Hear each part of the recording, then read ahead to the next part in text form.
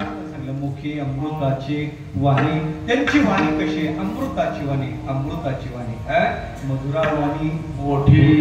संतांची वाणी कशी आहे? अमृताची वाणी, अमृताची वाणी वरुषला शुद्ध तुकोबराचं चिंतन सांगितलं. मला सांगायचं काय, हा संतांचा वाणीद्वारा परिचय आहे.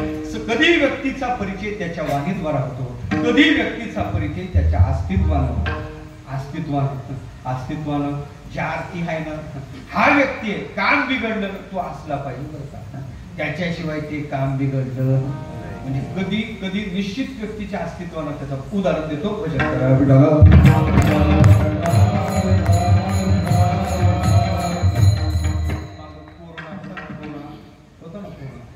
त्या कोरोनात सुशिक्षित बेकार, लग्न जुळत नव्हतं, इकडून तिकडून जुळवलं, आलं का लक्षात? जुळत नव्हतं, जुळवलं. नवरीच्या बापानं एकच आठ टाकली. नेमका कोरोना म्हाताऱ्या माणसावर आहे. सरकारनं म्हाताऱ्या माणसाला गाड्या बंद केल्या. एकही म्हातारं लग्नाला जमणार नाही, तरच लग्न होईल. जुळतच नव्हतं, बिचाऱ्याला बरं वाटलं, जुळलेलं, आनंदी झाला. डायरेक्ट स्वीट मार्टवर गेला आणि पेढेच घेतले. पेढे घेऊन आला, घ्या पेढे, घ्या पेढे, घ्या पेढे, घ्या पेढे. पेढे वाटत वाटत वाटत घरी आला. खाटीवर आजोबा बसलेले होते. आजोबाच्या हातावर पेढा ठेवला.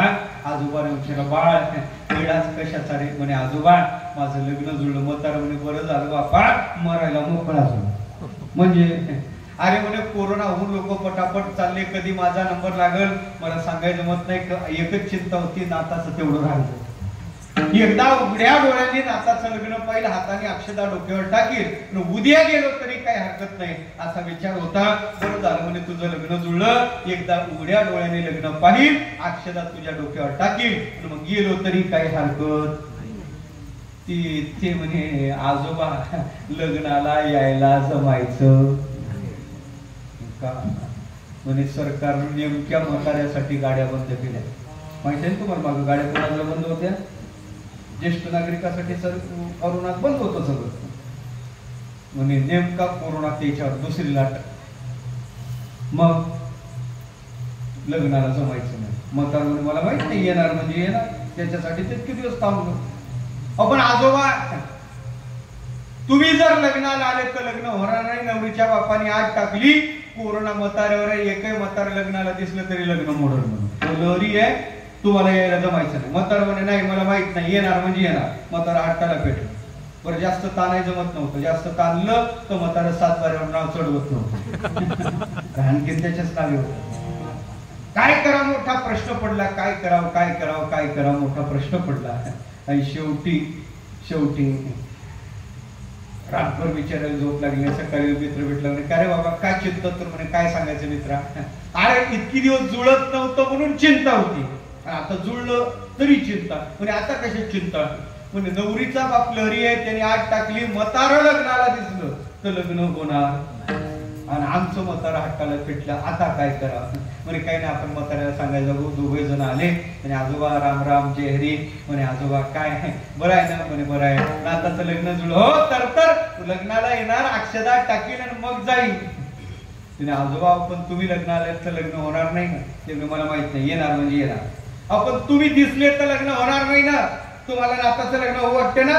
मग तुम्हाला यायला जमायचं नाही. म्हातार म्हणे मला माहित नाही, येणार म्हणजे येणार. आपण तुम्ही दिसले तर म्हणे असं करा, मला दिसू नये याची व्यवस्था करा, पण लग्नाला घेऊन चला. काय करावं याने डोकं खाजवलं पोरांनी. आपण आजोबा आल्यानंतर इथं घरीच येणार आहे ना, वरात काम पडलं तर वरातीत तुम्ही नाचा, पण लग्नाला काही येऊ. म्हातारा म्हणे मला माहित नाही, लग्नाला येणार म्हणजे येणार. काय करावं? आपण तुम्ही दिसले तर लग्न होणार नाही ना आजोबा? म्हणे असं करा, मला लग्न होईपर्यंत लपून ठेवा. म्हणे एखाद्या कशात न्यायचं? युक्ती सुचली. म्हणे ऐकतच नाही. म्हाताऱ्याला पोत्यात घालून त्याला महाराज लग्नाचा दिवस उजाडला. सगळे तरुण वराडी गाडीत बसले, डीजे गाडीत बसले, चढवला. डीजेवर नाचायला साहित्य लागते, बॉक्स. डीजेवर नाचायला लागते ना काय?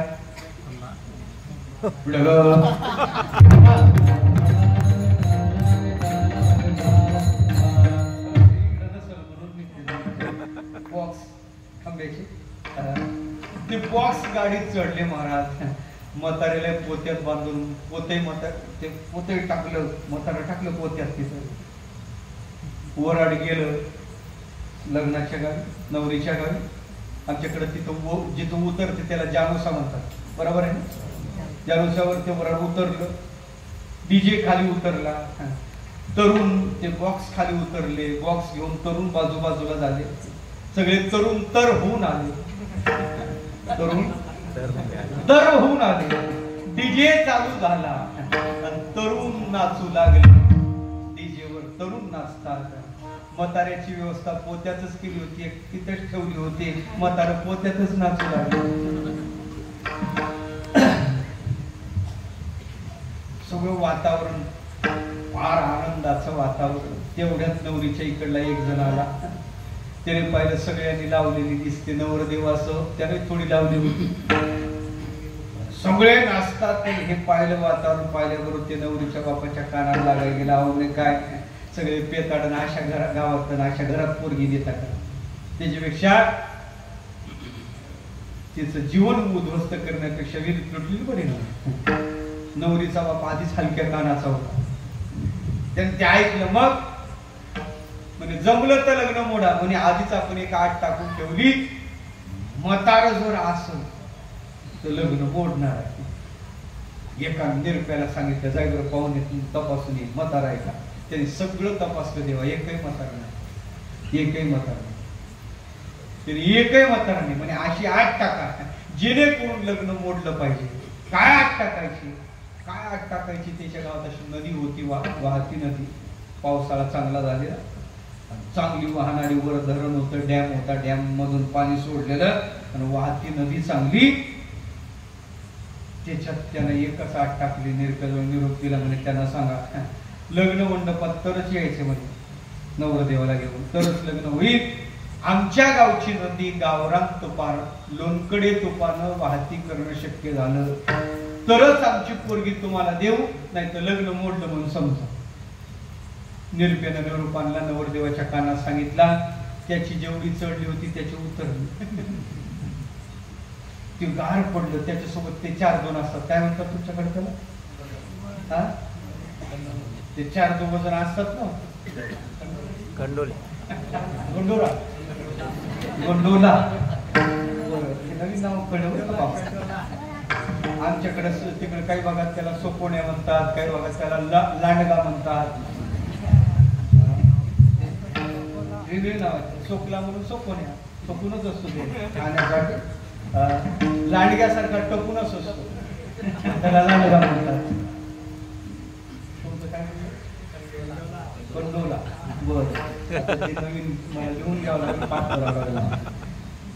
ती होते दोघं तिघ. ते मित्रा चिंता काय करतो आम्ही सांगायला जाऊ. ती दुलत आले. नवरीच्या बापानं काठ्याच काढल्या महाराज. त्यांनी काठ्या पाहिल्यावर असे पळाले, चिंगची गाठ म्हणे, ए बाबा तुझं झालं तर ठीक, नाही तर चाललो आम्ही, आमची उतरत चालली. लग्न काय होत नाही, तो लहरी आहे. महाराजाच निघला म्हणे, काय लग्न मोडलं म्हणून समजा.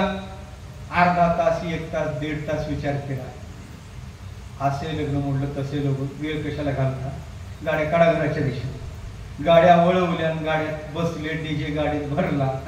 एक जणांनी विचार केला, काय म्हणे लग्न असंही मोडलं तसंही मोडलं, पण म्हाताऱ्याचा पोत्यात जीव कशाला घेता. सकाळ बसून म्हातारा पोत्यात आहे, पोत्याच्या बाहेर म्हातारा काढा. एक जण गेला आणि त्याला त्या पोत्याचा दोर सोडला महाराज. म्हाताऱ्यानं मान वर केली, म्हणे का रे डीजे का बंद झाला, लग्न झालं का? कशाचं लग्न होते? नवरीचा बाप फार लहरी आहे. त्याने आग टाकली.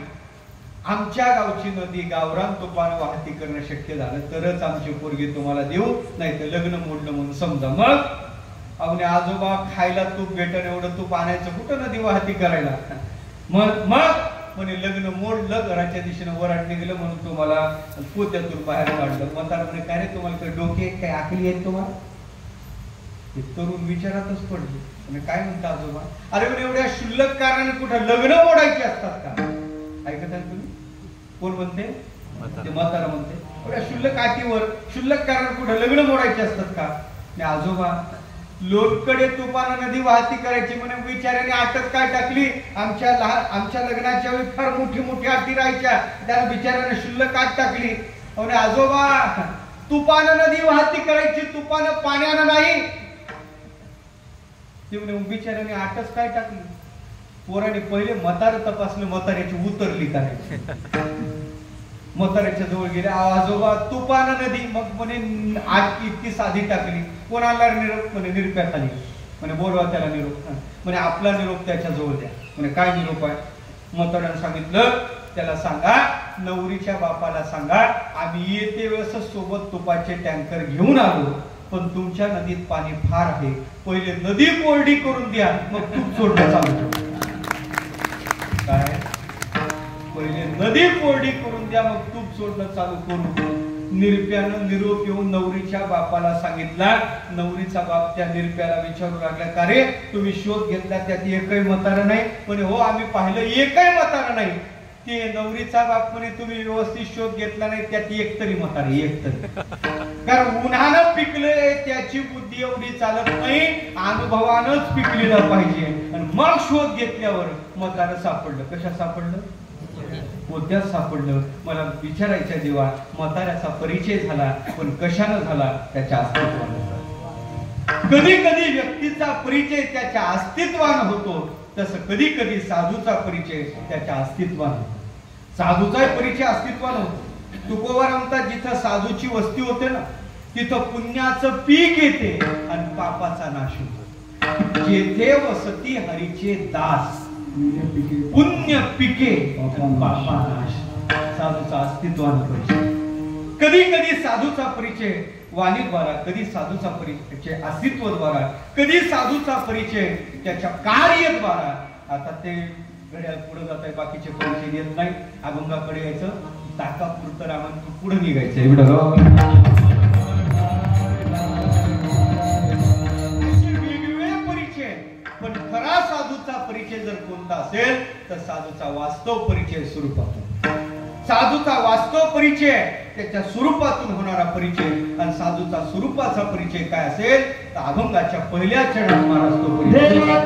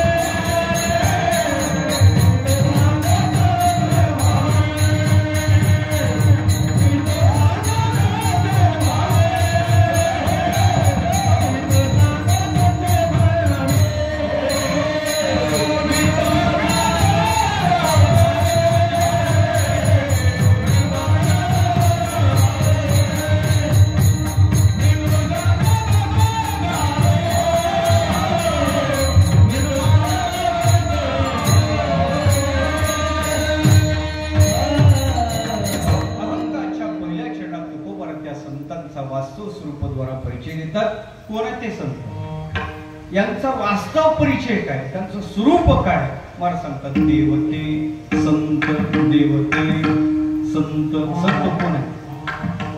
देवते संत, देवते संत. एकच शब्द डबल वापरला, एकच शब्द आहे, एकच वाक्य डबल आहे, एक शब्द नाही. देवते संत देवते, एकच शब्द डबल वापरलं तरी साहित्यात त्याला द्विरुक्ती नावाचा दोष म्हणतात. महाराजांनी हा दोष का पत्करला? पुढचं आठवलं नाही म्हणून पाठवलं. आपलं आहे, आपलं ते आहे, आठवलं नाही तर पाठवलं. पहिले साठवलं, आठवलं, पुढच्याला पटवलं, पटलं नाही तर पटवलं. आपलं साधूचं वाङ्मय असं. एकच वाक्य मला डबल का वापरतात साहित्यात? त्याला द्विरुक्ती नावाचा दोष म्हणतात. का पत्करला महाराजांनी? हा दोष आहे का गुण आहे? कधी कधी द्विरुक्ती चालते. कुठं कुठं चालते आहे, कुठं कुठं चालते. अतिशय प्रेमाचा व्यक्ती आपल्या दारात आला, खूप दिवसांनी आला, मग आपण त्याला पाहतो आणि पाहिल्यानंतर आपल्या दारात तो व्यक्ती पाहिल्याबरोबर आपण हात जोडतो. काय म्हणतो? राम राम, या या या या या या या या या या या काय या या या या या या या. मला वाटते द्विरुक्तीच नाही, ते तृप्ती आहे, चतुरुक्ती आणि पंचमुक्ती सुद्धा आहे. या या या, जिथं आदर आहे तिथं द्विरुक्ती दोष होत नाही, तिथं गुण होत. आणखी द्विरुक्ती चालते कुठं? माता भगिनी चांगलं स्वयंपाक केलं नाही, चांगलं पंचपक्वानाचं जेवण तयार केलेलं आहे जावयासाठी. जावई बापू जेवाय बसले पण त्यांचं पोट बिघडलेलं. ज्यांच्यासाठी स्वयंपाक केला, आवडीनं स्वयंपाक केला, मग तुम्ही वाढायला गेल्यावर काय म्हणता? वाढायला गेल्यावर काय म्हणता? भोजन वाढायला गेल्यावर काहीच म्हणत नाही तुम्ही. ते सगळ्याच म्हणता, घ्या, तुमच्या घरी भेटत नाही घ्या. असं नाही म्हणत. काय म्हणतो आपण? अहो घ्या घ्या घ्या घ्या घ्या घ्या, हे घ्या घ्या घ्या घ्या काय? हे घ्या घ्या घ्या, हे घ्या घ्या सुद्धा काय? द्विरुक्तीच आहे. सांगायचं काय? जिथं आग्रह आहे तिथं द्विरुक्ती चालते. दररोज आपण हरिपाठ म्हणतो, हरिमुखे म्हणा, हरिमुखे म्हणा. म्हणतो का?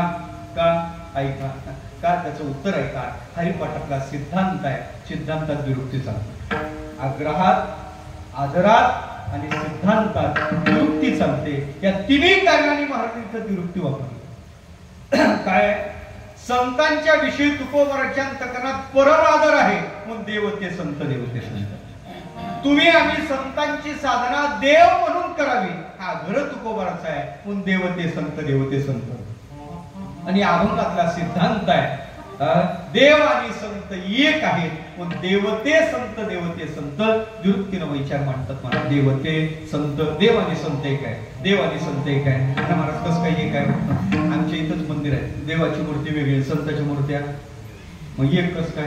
आणि कसा विचार करा एक आहे, गुणाचा विचार करा एक आहे, स्वरूपाचा विचार करा एक आहे, सामर्थ्याचा विचार करा एक आहे.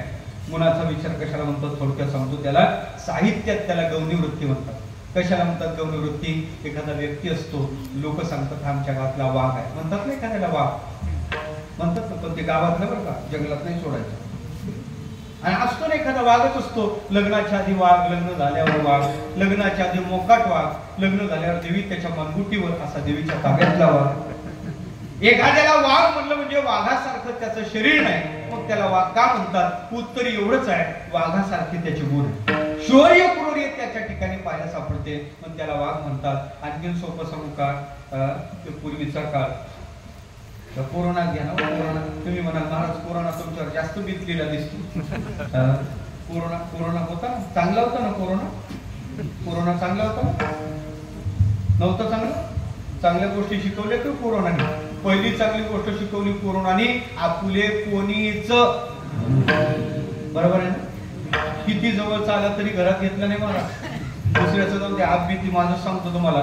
नेमका तो कोरोना चालू झाला आणि गावाच्या दिशेने कीर्तनाला गेलो, कीर्तन केलं, गाव जवळ होतं, लॉकडाऊन झालं म्हणून गावी फोन केला. अख्खं गाव आमच्या भावकीच आहे.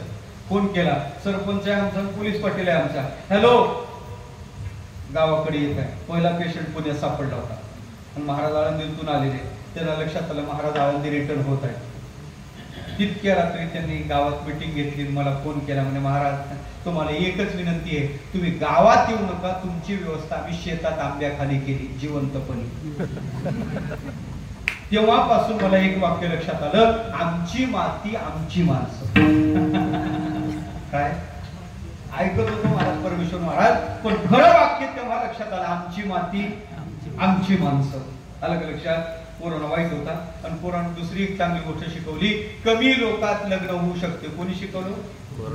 नवरीच्या बापाचं दिवाळ न काढता लग्न होऊ शकते. कोणी शिकवलं? कारण कोरोनातल्या लग्नात वरमाय रुसत नव्हती. तिला सांगितलं रुसण्यात वेळ घातला, तिकून का पोलिसाची गाडी आली तो क्वारंटाईन तुलाच करून देतो. त्या भानगडीत ती पडत नव्हती. कोरोनातलं लग्न, कोरोना वाढलेला, लग्न झालं, मैत्रीण लग्नाला नवरीची आली नाही, ते परदेशात होते, तिकडे कोरोना होता, विजा काय भेटला नाही, लग्नाला काही येणं शक्य झालं नाही. दिवाळीला कोरोना ओसरला, दोघी माहेरी आल्या आणि माहेरी आल्यावर मग तिनं विचारलं, का ग बाई तुझ्या लग्नाला मला येणं शक्य झालं नाही, कोण कोण असते ग तुझ्या सासरी, तुला सासू आहेत का, सासरे आहेत का? म्हणे आहेत ना. कसे आहेत ग? कसे म्हणल्यावर तिनं उत्तर दिलं, काय सांगू तुला, शंकर पार्वती सारखे आहेत म्हणे. शंकर पार्वती सारखे चांगली असेल बिचारी. तिला विचारलं, का ग तुझे पती कसे आहेत? म्हणे काय सांगू, इतके चांगले आहेत, इतकं भाग्य माझं चांगलं, इतके चांगले पती भेटले, तुला काय सांगू. म्हणे कसे आहे सांगशील का? ते इतके चांगले, तुला काय सांगू, महादेवाच्या पुढचेच आहेत म्हणे. तुमच्या प्रदीप मिश्राचा प्रभाव नाही दिसला? तुमच्या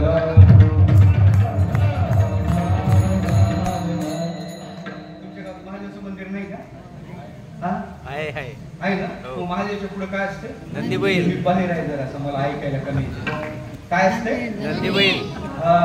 तिला विचारलं पती कसे आहेत, तिने उत्तर दिलं कसे आहेत, महादेवाच्या पुढचे. म्हणजे तिला म्हणायचं नव्हतं माझे पती नंदी बैल, म्हणायचं नव्हतं. म्हणत असतात नवरा माझ्या तरी कुणाला पाहिजे ना, मुठीत आहे. तिला विचारलं, का तुला जाऊ आहे का? म्हणजे खूप चांगली आहे. दीर सगळ्याचं वर्णन करता करता शेवटी विचारलं, तुला ननद आहे का? ननद. ननद शब्द ऐकला, नागतोड मुरडलं. म्हणे आहे ना. म्हणे कशी आहे? म्हणे लवंगी मिरचीच आहे बेटा.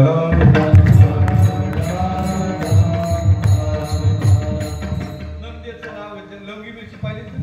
लवंगी मिरची हिरवी मिरची. आता लवंगी मिरची हिरवी आहे, ननद हिरवी आहे का? नंदेला लवंगी मिरचीची उपमा का? उत्तर आहे का? लवंगी मिरची तिखट आहे, तसा नंदेचा स्वभाव तिखट आहे. त्याला गुणाचा भेद म्हणजे गौणी वृत्तीचा भेद म्हणतात. देव संताचा विचार करा, गुणाचा भेद आहे. तसं देव संताचा विचार करा, स्वरूपाचा भेद आहे. देव संताचा विचार करा, सामर्थ्याचा भेद आहे. मी पटवून देतो तुम्हाला, हरी तैसे हरीचे हरीचं साहित्य. देवाकडे गुण आहे कोणते? ऐका. देवाकडे पहिला गुण आहे यश, दुसरा गुण आहे श्री, तिसरा औदार्य, ज्ञान, वैराग्य, ऐश्वर्य. हे साही गुणवर्य वसती जेत मनोनी तो भगवंत. भगवान कोणाला म्हणावं? त्याच्याकडे 6 गुण आहेत. भगवान कोणाला म्हणावं? पुराण सांगते ज्याच्याकडे 3 शक्ती आहे, उत्पत्तीम प्रलयम शैव भूतानाम गतिम गतिम वृत्तीम विद्यान विद्यांच्या सवाचो भगवान येते, त्याला भगवान म्हणावं. त्या श्लोकाचा शॉर्ट फॉर्म म्हणजे आपल्याला माहित असणारा शब्द आहे God. GOD. Generation, operation, dissolve. Generation जनु जनरेट, ऑपरेशन ऑपरेट आणि डिझॉल्व. या तिन्ही क्रिया ज्याच्या सत्तेने घडतात असं एक कॉन्स्टंट तत्व आहे, त्याला म्हणतात देव, त्याला म्हणतात भगवान. ऐका, माझा विषय चालला. देवाकडे 6 भग आहे. देवाकडे पहिला गुण आहे यश. आमच्या संताकडे या. आमच्या संतालाही पराजय माहित नाही. संत कधी पराजित होत नाही. तेव्हा अर्जुनाचं चिंतन ज्ञानेश्वरच्या 2ऱ्या अध्यायात देवाच्या मुखात आहे. देव म्हणतात, अर्जुना तुझं नाव घेऊन एखाद्या वाटेला चालू लागलो ना बाबा, त्या वाटेला अपयश राहत नाही रे. अर्जुना तुझं नाव घेऊन वाटेला चालल्यानंतर ते अपयश त्या वाटेचं उल्लंघन करून जाते. 2ऱ्या अध्यायात ओवी आहे, तुझी नामे अपयशी दिशाची लंगी. तुझ्या नावाने अपयश दिशेचं उल्लंघन करते. याचा अर्थ काय? देवाकडे यश आहे, साधूकडे यश आहे. देवाचं नावच विजय आहे, तसं अर्जुनाचंही नाव विजय आहे. विजय नाम अर्जुन विख्यातो, विजय स्वरूप श्रीकृष्ण नातो, श्रीयसी विजय निश्चित असणे जेत. याचा अर्थ असा आहे, देवाकडे यश आहे, साधूकडे यश आहे. देवाकडे 2रा गुण आहे श्री. श्री म्हणजे सौंदर्य. देव किती सुंदर आहे, किती सुंदर. आपण दररोज म्हणतो परमात्मा राजस आहे, तो सुकुमार आहे, आणि तो परमात्मा मदनाचा पुतळा आहे. सुकुमार मदन